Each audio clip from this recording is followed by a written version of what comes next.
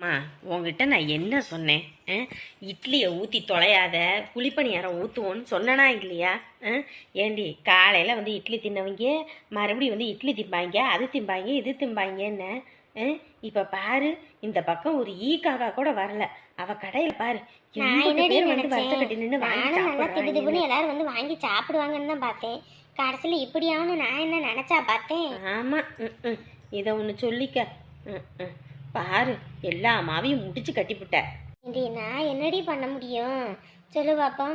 இருந்ததெல்லாம் காலையில் ஓடிடுச்சு, அப்புறம் நான் என்ன பண்ண முடியும்? சரி, குழிப்பணியாரன்னா அதுக்கு என்ன செலவாகும், அது இதுன்னு ஊருப்பட்ட செலவு. அதுவும் நம்மக்கிட்ட சின்ன குழி தானே இருக்குது, அதில் 10-12 ஊற்றி எம்பிட்டு நேரம் ஊற்றுறது அப்படின்னு தான். சரி, இட்லி ஒரே இடம் ஊற்றிட்டோம்னா வேலை முடிஞ்சதுன்னு பார்த்தேன். கடைசியில் இப்படியாவும் நான் கனவு கண்டேன். சரி விடு, இன்னைக்கு தானே நாள், இனிதான் தெரிஞ்சு போச்சுல்ல. சாயங்காலம் குழிப்பணியாரத்தை ஊற்றிடுவோம். அவ கடையில் கூட்டம் வந்து அள்ளுது, நம்ம இங்கே ஓட்டிக்கிட்டு இருக்கோம். எரிச்ச கன்றாவியாக இருக்குது. அம்மா, வீட்டுக்கு போமாம்மா, தூக்கம் வருது. அவன் இருக்கிற வேதனையில் ஒன்றும் ஓடலையேன்னு வயிற்றுச்சல் பிடிச்சி போய் கிடக்கிறான். இப்போத்தான் தூக்கம் வருது. தூக்கம் வரும் உனக்கு. தூக்கம் வாய் மூடிக்கிட்டு இரு. ஏய் ஏய், தூக்கம் வருதுன்னு சொன்னவளை எதுக்கடி போட்டு அடிச்சுக்கிட்டு இருக்க? காலையில் 5:30 மணிக்கு கூட்டிகிட்டு வந்தோம். இன்ன வரைக்கும் ஒரு புட்டு கண்ணு மூடலை.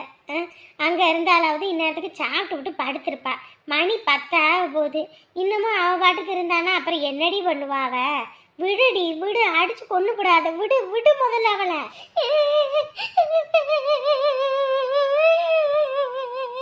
எதுக்கடி இப்படி கத்துற? மூச்சு விடக்கூடாது சொல்லிவிட்டேன். இப்போ இம்புட்டு குழம்பு ஆக்கி வச்சிருக்கு, இம்புட்டு இட்லியை ஊற்றி வச்சிருக்கு. அதெல்லாம் எடுத்து என்ன குப்பையில் கொட்ட முடியுமா? எதுக்கடி குப்பையில் கொட்டுற? சூடு பண்ணி காலையில் ஓட்டிக்கலாம், விடு. என்னம்மா பேசுற? சூடு பண்ணி காலையில் ஓட்டிக்கலாமா? ஆமாண்டி, நம்ம வீட்லேயே காலையில் வச்சு மதியானம் சாப்பிட்றது இல்லையா, இல்லை ராத்திரி வைக்கிறதா விடிய காத்தால சாப்பிட்றது இல்லையா? அது என்ன யாருக்கும் தெரியவா போகுது? என்னம்மா சொல்கிற? அப்படியெல்லாம் பண்ணலாமா? அப்படியெல்லாம் பண்ணக்கூடாது. பண்ணுனா போலீஸில் மாட்டணும், உள்ளே வச்சு உரிச்சு போடுவாங்க. அது யாருக்கும் தெரிஞ்சாத்தானே நம்ம யாருக்கும் தெரியாதபடி பண்ணிடுவோம். ஒரு பக்கம் குழம்ப நல்லா சூடு பண்ணி வச்சுக்கிட்டு போவோம், காலையில் அதையே சூடு பண்ணி ஊற்றிடுவோம். எதுக்கு கஷ்டப்பட்டுக்கிட்டு 5:30 மணிக்கு வரணும்? காலையில் இட்லி மாவும் வேற போய் ஊற போட்டு அரைக்கணும், வேற மணி ஆகி போச்சு. அதை வேற ஊற போட்டு வந்தோம், என்ன ஆச்சு ஏதாச்சுன்னு தெரில. போய் அந்த வேலையும் பார்க்கணும்ல. இங்கிட்டே உட்காந்துக்கிட்டு தான் மணி ஆகி போயிடும். காலையில் பார்த்துக்கலாம், எடுத்து வச்சுட்டு கிளம்புவோம். ஆமாம், எனக்குமே 5:30 மணிக்கெல்லாம் வந்தது. உடம்பெல்லாம் அசதியாக கிடக்குது. சரி, இருக்கிறதெல்லாம் எடுத்து சூடு பண்ணி வச்சுட்டு கிளம்புவோம். ஆடெல்லாம் வேற எப்படி கிடக்குதுங்க என்னன்னு தெரியல, கத்திக்கிட்டு கிடக்குதுங்களோ என்னவோ. ஆமாண்டி, ஆமாம். முதல்ல எல்லாத்தையும் எடுத்து வச்சுட்டு கிளம்புவோம். எம்பிட்டு கூட்டம் பாரு. இங்கே இட்லி ஊற்றி வச்சுருக்கோம், ஒருத்தனாவது வாரானுங்களான்னு பார்த்தியா? பூமாரி, இங்கே வாத்தா, இங்கே வா. ஏன் அழுகுற? அழுகாத. உங்கள் ஆட்டாளை பற்றி தான் உனக்கே தெரியும்ல. நினச்ச தொட்ட 90க்கு அவள் கோவப்படுவான். அடிச்சுக்கிட்டு தான் கிடக்கிறா. நம்மளும் என்னதான் பண்ணுறது?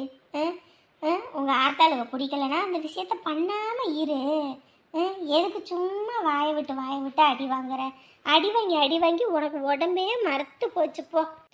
அம்மாயி, அம்மாவுக்கு நான் நிஜமாவே பிள்ளையா இல்லையா? எதுக்கு என்ன போட்டு இப்படி அடிக்கிறாங்க?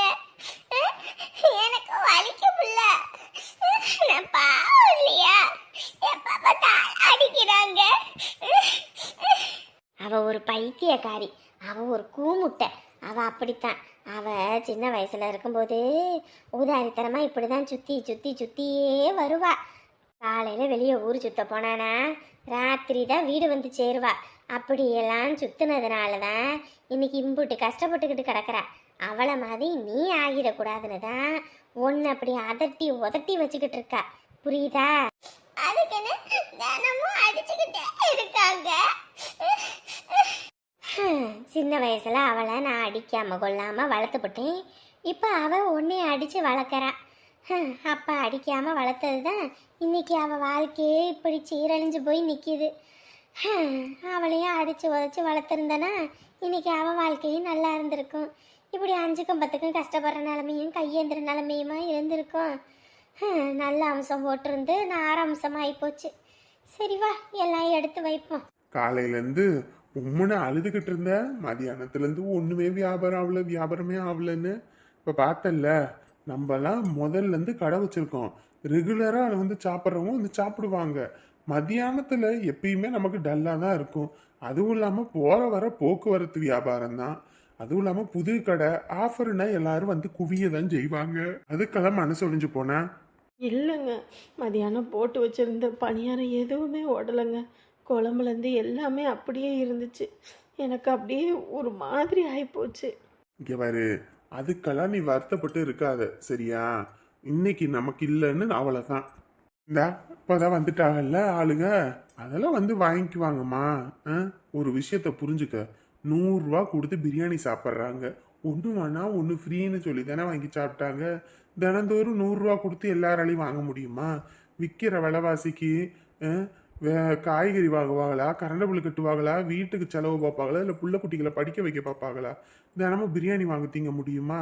நம்ம கிட்டேயே பணியாரம் வாங்குறவங்களே என்னங்க, முதல்ல எல்லாம் 5 பணியாரம் 10 ரூபாய்க்கு கொடுத்தீங்க, இப்போ 4 பணியாரம் 10 ரூபாய்க்கு, 3 பணியாரம் 10 ரூபாய்க்குன்னு கொடுக்குறீங்க. நமக்கு தெரியும் கேஸ் விலை ஏறி போச்சு, கரண்ட் பில்லு அது இதுன்னு எல்லாமே இருக்கு. நம்ம வீட்லயே எல்லாம் ரெடி பண்ணி கொண்டு வந்து இங்கே வைக்கிறோம், செலவு பண்றோம்னு. அது அவங்களுக்கு தெரியுமா?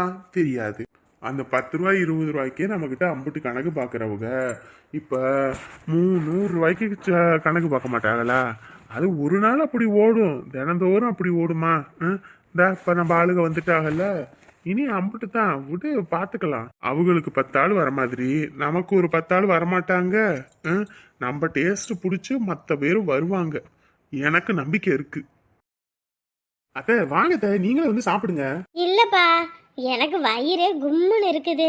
இந்த மதியானம் ஒரு டீயை குடிச்சு 2 பப்ஸு சாப்பிட்டேனே, அதுவே வயிறு முழுக்க இருக்கு. இதுக்கப்புறம் இதெல்லாம் சாப்பிட முடியாதியா, நீங்கள் 2 பேரும் சாப்பிடுங்க. அத்தை நான் ஏற்கனவே வீட்டில் சாப்பிட்டேன். நான் உங்க 2 பேத்துக்கும் சேர்த்து தான் எடுத்துட்டு வந்தேன். அதுவும் அம்மா எல்லாம் வெளியே இருந்தாங்களா, அதனால தான் கொஞ்சம் லேட் ஆகி போச்சு. அங்கே இங்கேன்னு சுற்றி வரவும், இல்லைன்னா முன்னையே வந்திருப்பேன். பார்த்துக்கோங்க, சாப்பிடுங்க முதல்ல. ஆனந்தி, நீ சாப்பிட்டு எப்படி இருக்குன்னு சொல்லு. ஏ, சூப்பராக இருக்குடா. நான் தான் சொன்னேன்ல, எங்க அத்தையோட கைப்பக்குவம் சூப்பரா இருக்கும். அவங்க அங்க ஊர்ல டீ கடையெல்லாம் வச்சிருக்காங்க. ஓஹோ, நீ கூட சொன்னியே உங்கள் அத்தைக்கு வந்துட்டு எப்போ பார்த்தாலும் உங்கள் அப்பா அம்மாலாம் வந்துட்டு காசெல்லாம் கொடுத்து ஹெல்ப் பண்ணாங்க, கடையெல்லாம் வைக்கிறதுக்கெல்லாம் உதவி செஞ்சாங்க நீயே. ஆமா ஆமா, அதே அத்தை மாமா தான் அங்க கூட இருந்தாங்கல்ல. ஏன்பா, எப்பயுமே காசு பணமெல்லாம் கொடுப்பாளோ? இப்பெல்லாம் எதுவும் கொடுக்கறது இல்ல. அத்தையும் மாமாவுமே இப்ப நல்லா இருக்காங்க. ஆனா முதல்ல எல்லாம் வந்துட்டு அவங்களுக்கு ரொம்ப கஷ்டமா, அந்த நேரத்துல எல்லாம் கொடுத்து உதவுனாங்க. என்னப்பா இது இப்படியெல்லாம் பண்ணியிருக்காக? இங்கேரியா, நீங்கள் 2 பேரும்லாம் கணக்காக இருங்க. ஆற்றுல போடுறதா இருந்தாலும் அளந்து போடணும். அதுவும் நிறைய வீடுகளில் பார்த்தீங்கன்னு வையி, சொந்தக்காரங்க பாதி பேர் தான் பந்தக்காலையே ஆட்டி விட்டு போவாங்க, அந்த குடும்பம் நல்லா இருக்கக்கூடாதுன்னு. இப்படி நீங்கள் பாட்டுக்கு உங்கள் பெத்தவங்க மாதிரி கொடுத்து உதவிக்கிட்டு இருந்தீங்கன்னா அப்புறம் அம்பிட்டு தான். என்னத்த பேசிக்கிட்டு இருக்கீங்க? அத்தையும் மாமாவும் ரொம்ப நல்லவங்க. நம்ம அவங்களுக்கு கொடுக்குற வரைக்கும் அவங்க நல்லவங்களாக தான் இருப்பாங்க. இதுவே நமக்கு ஒரு கஷ்டம், கொஞ்சம் கொடுங்கன்னு சொல்லி கேட்டோன்னு வையி, பாக்கெட்லேருந்து 10 ரூபா எடுக்க மாட்டாங்க. அப்போ தான் அவங்களோட உண்மையான குணம் தெரியும். ஏன்னா என் பிள்ளைய வளர்க்குறதுக்கு நான் அப்படி தான் கஷ்டப்பட்டேன். மற்றவங்க எப்படின்னு தெரியாதுங்க அத்தை, ஆனால் என் அத்தையும் மாமாவும் அப்படி கிடையாது. சின்ன வயசுலேருந்து அவங்கள நான் பார்த்து வளர்ந்துருக்கேன். அம்புட்டு கஷ்டம்னாலும் சரி, என்னனாலும் சரி, எங்களுக்கு செய்ய வேண்டியதை செஞ்சுருக்காங்க. நாங்களும் அப்படிதான், எல்லாமே செஞ்சுருக்காங்க. அவங்க எப்படியோப்பா, ஆனால் நீங்கள் தெளிவாக பொழப்பு பொழைச்சிக்கங்க. ஏன்னா நீங்கள் 2 பேரும் எப்படி வாழ்கிறீங்கன்னு பொறுத்து தான் என்னோட சந்தோஷம் இருக்குது.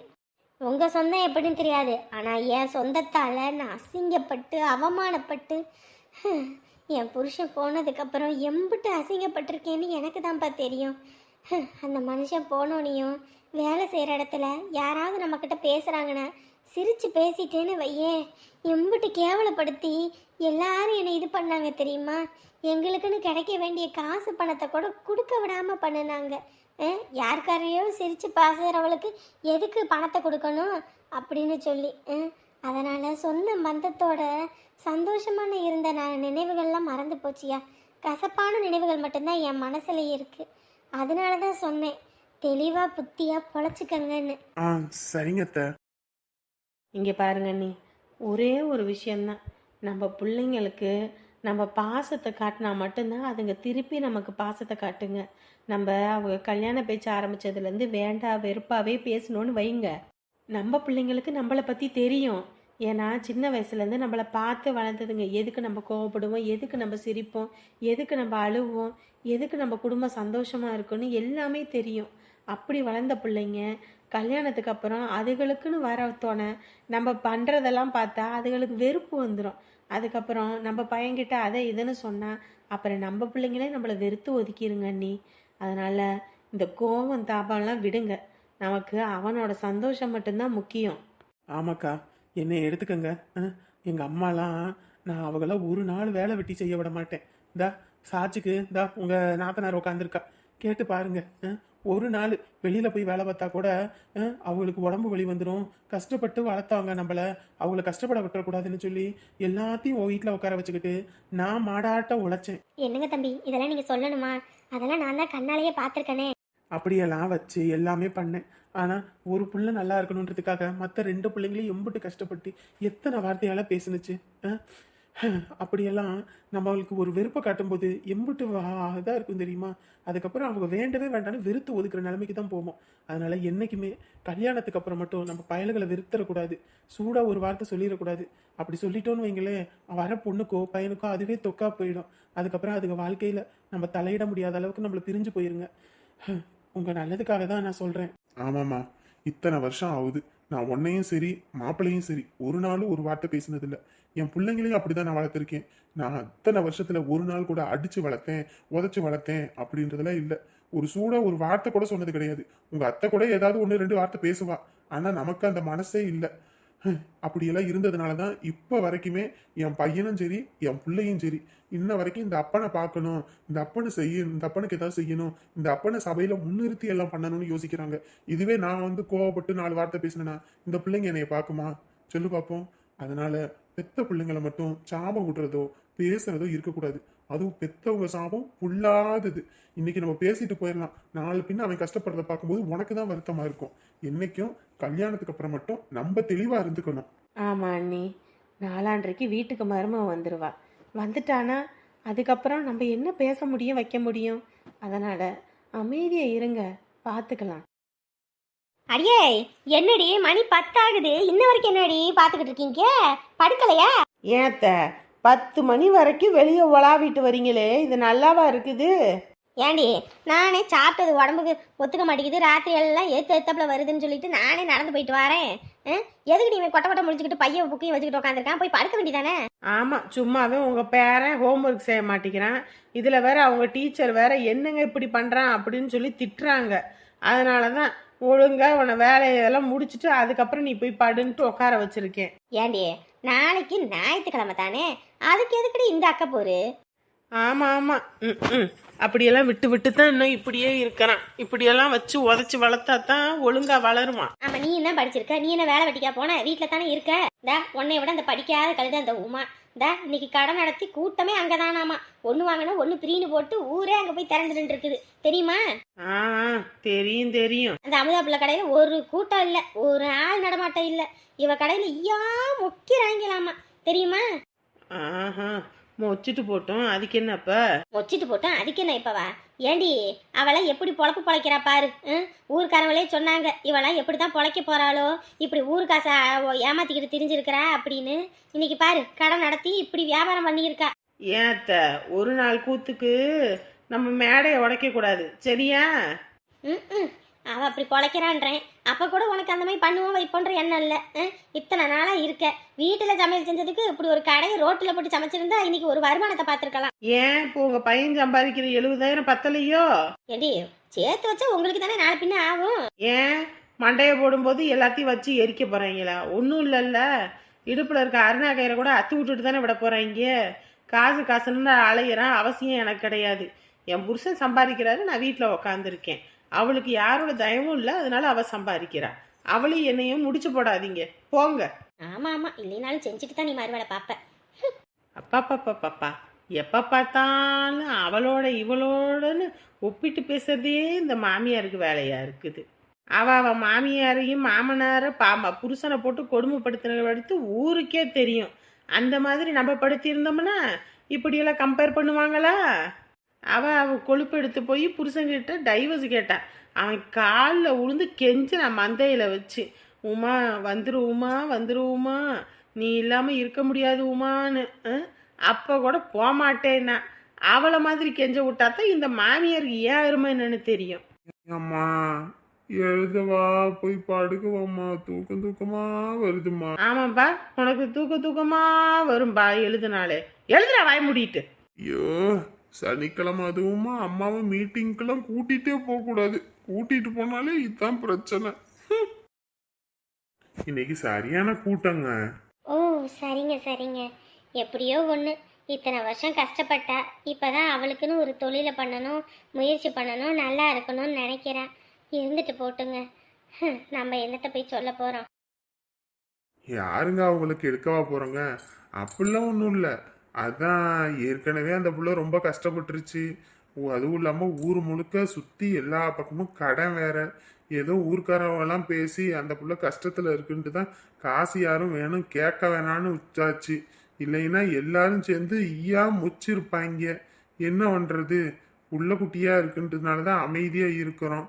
அதுவும் இல்லாமல் நீங்கள் எல்லாருக்கிட்டையும் பேசுனதுனால தான் நாங்கள் எல்லாம் அமைதியாக இருக்கோம். சரி விடுங்க, என்ன பண்ணுறது. அதுவும் இல்லாமல் இந்த ஊர்க்காரவங்கிட்ட அந்த புள்ள வாங்கின கடன்லேயே 15 லட்சம் 20 லட்சத்தில் நீங்கள் தான் உங்கள் மருமகளோட பையன் புள்ளன்னு எல்லாரும் சேர்ந்து கொடுத்ததுல ஒரு 10 லட்சம் கழிஞ்சிருச்சு. இன்னும் ஒரு 7-8 லட்சம் இருக்குது. இங்கேயே நாங்களும் வீடு வாங்கியிருக்கோங்க. அதுவும் இல்லாமல் மருமகளுக்கு ஆஸ்பத்திரி செலவுன்னு அங்கே இங்கேன்னு போகிறது வாரதுன்னு இருக்கோமா. அதனால தான் என்னாலையும் கொடுக்க முடியல. முடிஞ்ச அளவுக்கு அதையும் நாங்கள் கொடுக்க பார்க்குறோம். எதுக்குமா உங்களுக்கு சிரமம்? கடன் வாங்கினது அந்த புள்ள கட்டிட்டு போட்டோம். நீங்கள் எதுக்கு கஷ்டப்பட்டுக்கிட்டு கிடக்குறீங்க? வேற எதுக்குங்க, எல்லாம் என் பேர பிள்ளைக்காக தான். அவளுக்காக தான் எல்லாத்தையும் சகிச்சுக்கிட்டு பண்ண வேண்டியதாக இருக்குது. சரி விடுங்கம்மா. எப்படியும் அந்த பொண்ணு வயசுக்கு வந்துருச்சுன்னா அது யார் கூட இருக்கு என்னன்னு பேசி நம்ம முடிவு பண்ணி உங்கள் கூட நாங்கள் அனுப்பி வைக்கிறோம். இல்லைங்க, எங்கள் பேத்தியை நாங்கள் இப்பயே கூட்டிகிட்டு வரணும்னு நினச்சிக்கிட்டு இருக்கோம். இந்த குலதெய்வம் கோயில் திருவிழா அப்போ. அந்த பொண்ணு அனுப்புமா என்னன்னு தெரியலீங்களேங்க. இல்லைங்க, உங்ககிட்ட நான் கேட்குற ஒரே ஒரு உதவி தான். எப்படியாவது பேசி ஒரு சனி ஞாயிறு லீவுக்காவது என் பேத்தியை நான் வீட்டுக்கு கூட்டிகிட்டு வரணும்னு ஆசைப்பட்றேன். என் மருமகளும் அதான் ஆசைப்பட்றான், பையனும் அதுதான் ஆசைப்பட்றான். ரொம்ப ஆசையாக இருக்குங்க. கண்ணில் தான் காண விடுறதில்ல. அங்கே நடக்கிறதெல்லாம் ஒவ்வொன்றையும் நீங்கள் எனக்கு ஃபோன் போட்டு சொல்கிறீங்க. என் பேத்தி எப்படி இருக்கான்னு எப்படியாவது ஃபோட்டோ எடுத்து எனக்கு அனுப்புகிறீங்க. இருந்தாலும் ஒரு மாதிரி கஷ்டமாக இருக்குது. அவளை பக்கத்தில் வச்சு தூக்கி கொஞ்சம் பார்க்க முடியலையேன்னு. கவலைப்படாதீங்கம்மா, நான் எப்படியாவது அதுக்கு ஏற்பாடு பண்ணுறேன். இத்தனை வருஷம்தான் அவளை காண விடாமல் அடித்தா. இனிமேலாவது எங்களுக்கு ஒரு உதவி பண்ணுங்க. அது போதும், வேற எதுவும் வேணாம். அந்த புள்ள வாங்கின இத்தனை லட்ச கடனையும் நீங்கள் அடைச்சிக்கிட்டு இருக்கீங்க. அந்த பொண்ணுக்கிட்ட யாரும் கேட்காதனால அந்த பொண்ணு பாட்டுக்கு எதை பற்றியும் கவலை இல்லாமல் இருக்குது. ஆனால் இம்புட்டு தூரம் நீங்கள் பண்ணியும் இவ்வளோ பெரிய உதவியை கேட்குறீங்க. இதை கூட செய்யலைன்னா அப்புறம் எப்படிங்க? நீங்கள் வாங்கம்மா, நான் பேசி உங்கள் கூட உங்கள் பேத்தியை அனுப்பி வைக்கிறேன்.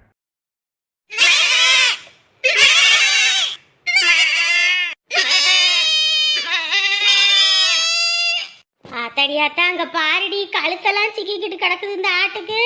ஐயோ ஐயோ ஐயோ. ஏமா என்னம்மா அப்படியே நின்றுகிட்டு இருக்க? போமா, போய் அதுங்களை இழுத்து விடு. ஆத்தாடியாத்தா, இவன் இந்த புள்ள வேற தூங்கிட்டு இருக்காளே, இவளை அப்படியே அங்கே உட்கார வச்சுட்டு போக வேண்டியதுதான். ஒரு நாள் தான் வீட்டில் இல்லை.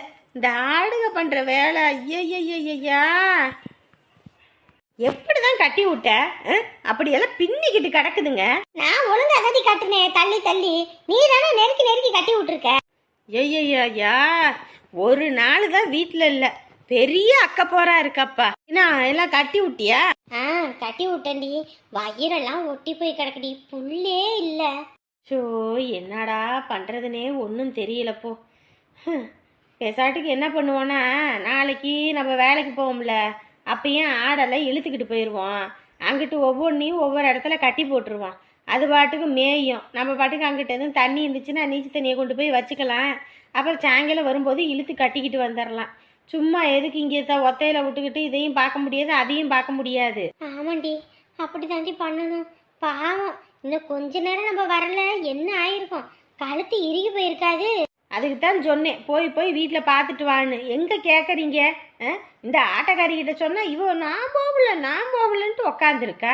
ஏடி நான் சமையலும் செய்யணும், அடுப்பையும் ஊதி விட்டுக்கணும், புகையில வேற கண்ணெல்லாம் எரியுதுடி மயன்னு. அதுவும் இல்லாமல் நாள் வேற கூட்டமான கூட்டம். பார்சலை கட்டுறதுக்குள்ளே போதும் ஆச்சு. முதுகெல்லாம் சரியான வலி பின்னி எடுக்குது. இதில் வேற நான் இப்போ போய் வேற ஆட்டணும். இதெல்லாம் இருக்குது. என்னை இப்படி பேசுகிறவ நீ என்னமோ நான் ஒன்றுமே பண்ணாதவ மாதிரி. அப்போ நான் மட்டும் என்ன சும்மாவா இருந்தேன்? நானும் பார்த்துக்கிட்டு தானே இருந்தேன். எல்லாம் ஜாமான் வாங்கிட்டு வர ஓடணும், ஒடியாரணும், வரவங்களுக்கு பரிமாறணும், தட்டை கழுவணும், எம்பிட்டு வேலை பார்த்துக்கிட்டு தானே இருந்தேன். அதுக்குன்னு சொந்த கடை ஆரம்பிச்சா எல்லாம் பண்ணித்தானே ஆகணும். ஐயோ அப்பா, இன்னைக்கெல்லாம் ஒரே நாளில் வேலையே பார்க்க முடியல. உடம்புலாம் வலிக்குது. அடிச்சு போட்டாப்புல இருக்கு. போய் நீ படுக்கும், அதுக்கப்புறம் மற்றதை பார்த்துக்கலாம். ஆத்தாடி என்னடி அதுக்குன்னு புள்ளைய எப்படி நடு இதில் போட்டு வச்சிருக்க வாசல்லையே? தூக்குடி மர புள்ளைய தூக்குடி. ஆடு கதவும் அப்படியே விட்டு வந்தேன். போவோம். புள்ளைய ரொம்ப திட்டாதடி, அழுவுறாடி, பார்க்கவே கஷ்டமா இருக்குது. ஆமாம், இன்னைக்கு நீ அடிக்காமல் கொள்ளாமல் என்னை அன்னைக்கு வளர்த்ததுனால தான் இன்னை வரைக்கும் நான் கஷ்டப்பட்டுக்கிட்டு கிடக்கிறேன். என் பிள்ளையும் அப்படி கஷ்டப்படணுன்ற எந்த அவசியமும் இல்லை. அவளுக்கு படிப்பு வரலைனாலும் பரவாயில்ல, கடையில் போய் தொழிலை கற்று விட்டாவது அவளை நான் ஒரு இதுக்கு ஆக்கி விட்டுருவேன். என்னாடி சொல்கிற? ஆமாம், ஏற்ற வீட்டுக்காரெல்லாம் பின்னாடி வீட்டுக்காரன்லாம் படிச்சிருக்கான். அந்த துறையெல்லாம் 70,000 தான் மாதம் சம்பாதிக்கிறான். இன்னைக்கு ஒரே நாள் தான் 50,000 சோலையாக சம்பாதிக்கல. செலவு கிளவெல்லாம் போக எனக்கு 10,000 நின்று இருக்கு. இந்த மாதிரி தினமும் நிற்காதா? என் பிள்ளை எதுக்கு போய் கஷ்டப்பட்டு படிக்கணும், எல்லாம் பண்ணணும்? இப்போயே தொழிலை கற்றுக் கொடுத்து அவளை அப்படி தொழிலதிபர் ஆக்கிடுவேன்.